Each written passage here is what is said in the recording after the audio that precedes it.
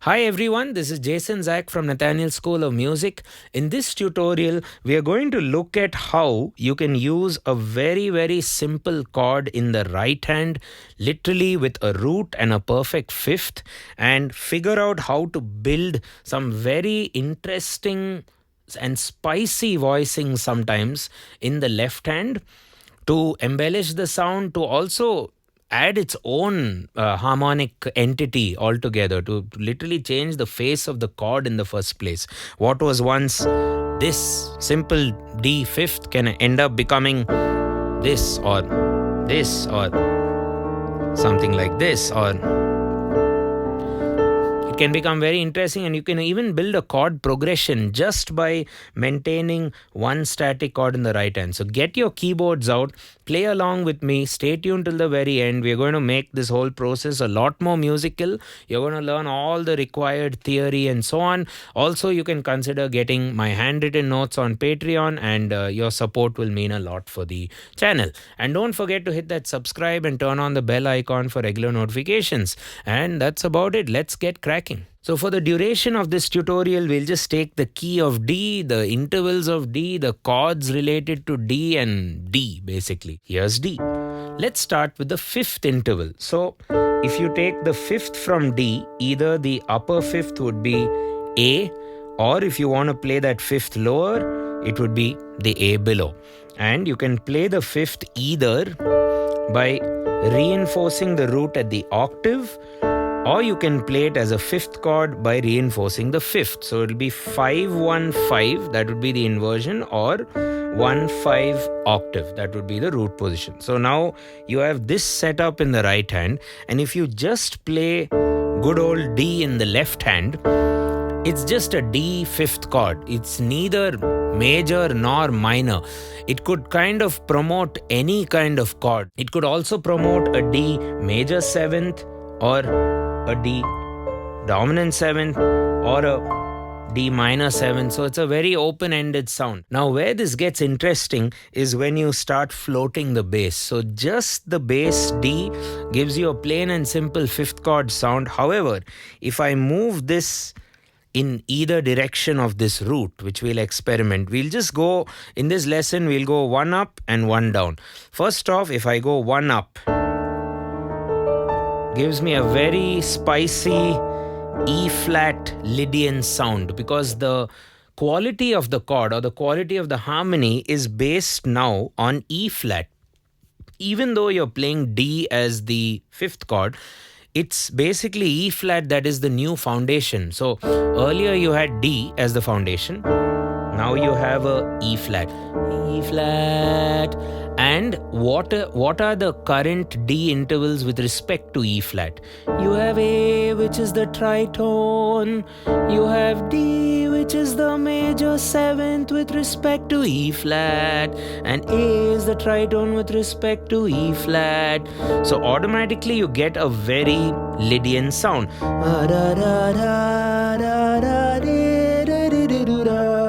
It could actually function as a very good Lydian chord if you're on the key of E-flat Lydian.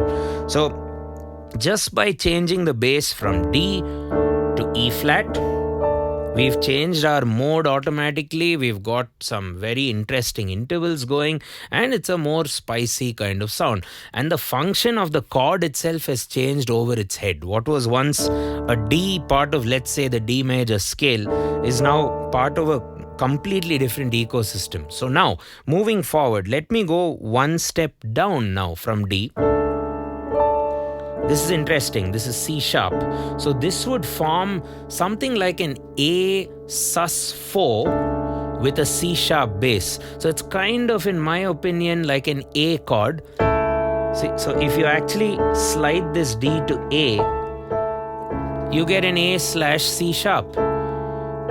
So you can kind of wander from this to D. So C sharp would be a more tension.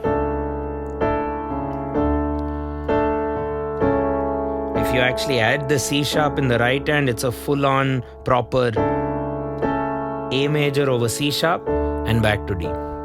So we've looked at the Lydian E flat.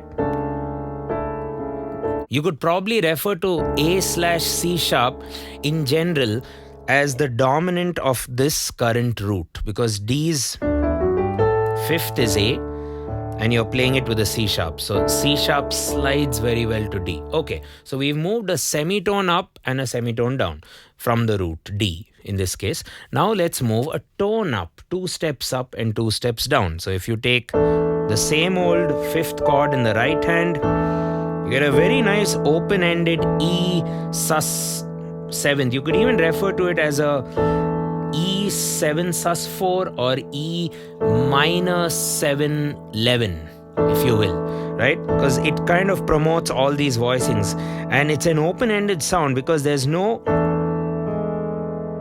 G sharp. Na na na na na na na na na.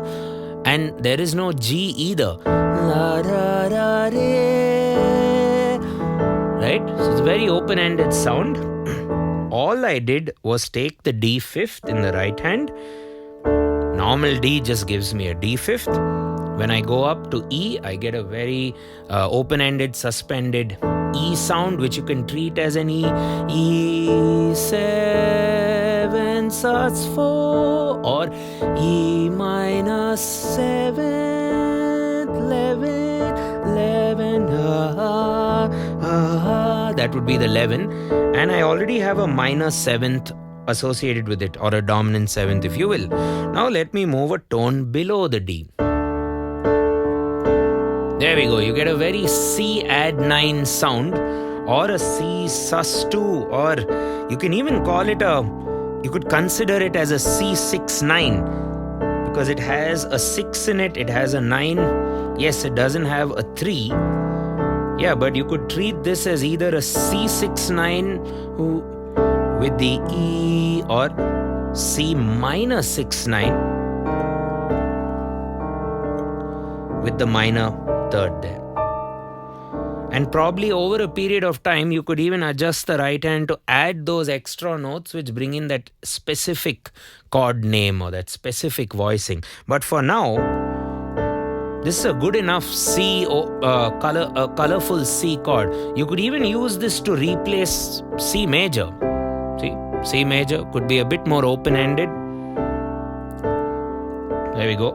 Now normally to make C major or C minor open-ended, you'll play a sus2 or a sus4. In this case, I'm taking a D fifth chord and then coupling it with a C in the bass.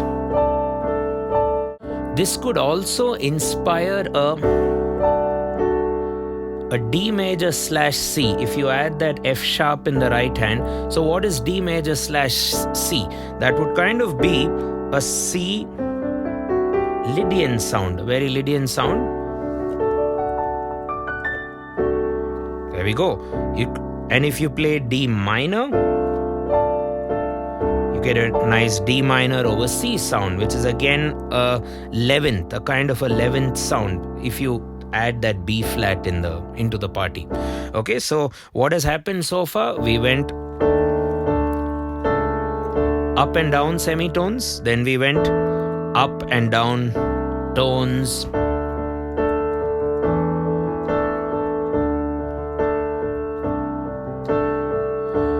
So now let's climb from there. Let's now skip ahead to a minor third. We've looked at minor second, which is a semitone, major second, which is a tone, and now minor third.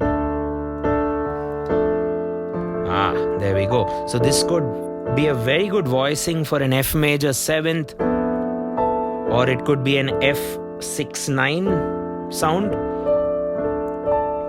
Again, it's D 5th in the right hand with an F in the bass. And if I go D's minor third down, you get a proper B minor 7th. In fact, if ever you play a minor 7th chord, this could be a hack. Play any root you wish, go up a minor third, and play a 5th chord from there. Similarly, let's test this principle out on C minor 7. So I want to build C minor 7th. Play C, go up a minor third, that'll be E flat, and now play E flat 5th. And you get a C minor 7th. And you can kind of float this up.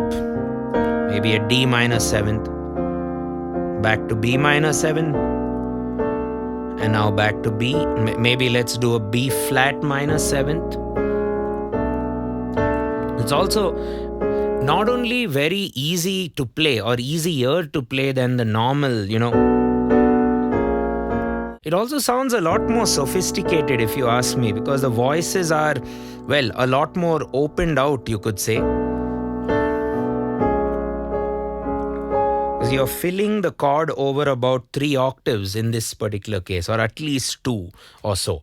Okay, so we've gone up a minor third to give you an F6-9 sound or an F major sound in a very interesting way. You go down a minor third to B, you get a B minor 7. Also, when you go up a minor third, this could also be a D minor over an F bass, a nice slash sound. So let's move forward from here. So a major third sound. What's a major third from D? F sharp, right? So this will take the tonic chord, D major, and just kind of add a layer of instability to it or anticipation to the sound by making it a D/F sharp sound or a slash chord. There we go. D/F sharp. Okay. So D over F sharp. It's pretty much the same triad. And now if I go down a major third, you get a proper B flat major 7th. In fact, all the ingredients are there except for the 5th, which you don't quite need in a major 7th chord. You already feel it without the 5th. Okay? So I'm also restating the point that the bass note, whatever you're playing in the bottom, is driving the sound. It's not this. This used to. But if you play it with just the D, it becomes a drone or like a tanpura kind of a setup, which you would then jam over or produce an ala style improvisation. But now if you go B flat, you're completely changing the harmony. So even if you just do something like B flat, C, D, it's a smooth chord progression, I think. Ta na na, ta da da da da, ta da da da da da, ta da da da da da, ti di do do, ti do. It's easy to improvise if you're new to the piano, because your one hand is done and dusted. You just have to play D as pretty much throughout, as a pulse maybe.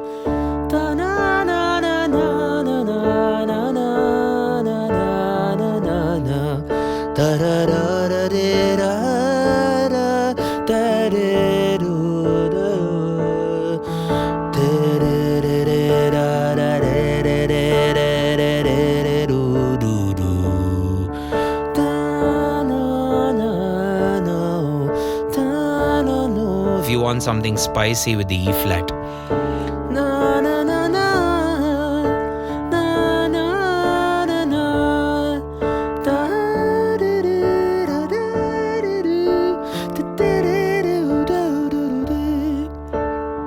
Kind of go on and on with this, really.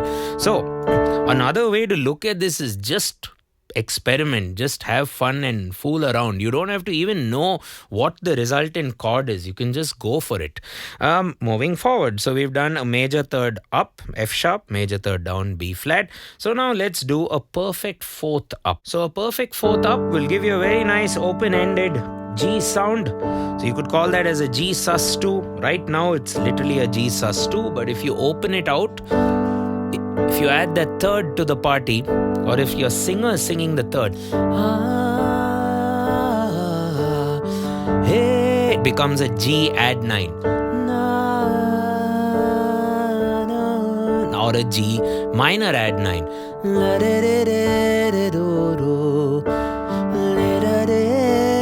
If you do major, minor. Okay, so that's up a perfect fourth. Down, you get an A sus4. Similarly, you can do an A major add 4 sound, or an A7 sus4. So both A and G work against that D fifth. The tritone is a bit of a challenge. First of all, if you play it upstairs and downstairs, it's the same note, because the tritone is A flat. D's tritone is A flat. You go down a tritone, again you'll get A flat. And A flat's tritone is D. So this is something which, I'm just going to leave out for now. So if ever there is one note which does not work, it is a note which is a tritone with respect to that fifth chord. The reason being, there is a double dissonance created between this bass note and this. See, G sharp to A is a minor second exposed, and then G sharp to D is another unstable tension, which is a tritone. So when there's a double dissonance, you tend to chill out a bit with your options because it just doesn't sound so stable. However, you can make it a bit more interesting by adding more options, by actually warming up the sound with more intervals. But we'll get to that probably in another lesson. So let's now do a perfect fifth upstairs and downstairs that we have already done. You'll get A sus, or you'll get G sus, because they're reverses of each other. And then we went to B flat, which is the same. We already did that. That's a minor sixth up. What's a minor sixth down? You'll get an F. We've done all that. So basically, we've covered the whole lesson. So you get D over E flat, D over C sharp. Those are the spicy ones. D over E, D over C, D fifth over F, B flat major seventh, and you get all these chords. So 11 out of the 12 notes that music has to offer will work with every single fifth chord that you will ever have in music. So it's a useful and also sometimes a unique voicing technique, because if you think about it, when pop songs are played as a pianist, you tend to just play chords like this. No one hears chords in this sort of way very often. We hear this more with instruments like the guitar or stringed instruments, where there are a lot of open and what you could call as default notes. Like on a guitar, you have E, A, D, G, B, E. So you could always ring out those notes with the other available notes of a particular triad. So before we pack up the lesson, let's try and take this to town with another fifth chord. So let's take maybe E flat fifth. What's that? E flat, B flat, E flat, or B flat, E flat, B flat. Let's do the same thing. E flat fifth, up and down one step. E Lydian, spicy. You get like a B flat major over D bass. Na na na na na, le le le le.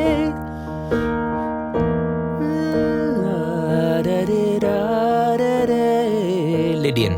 Then up to na na na na na na, do do. Down la da da da do do do. Then up a minor third. Remember, E flat's my new bass.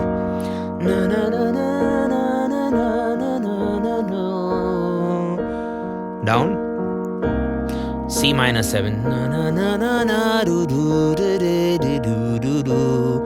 Up major third. E flat over G. Then down up.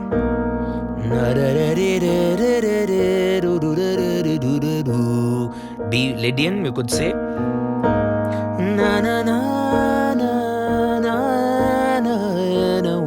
Sus sound.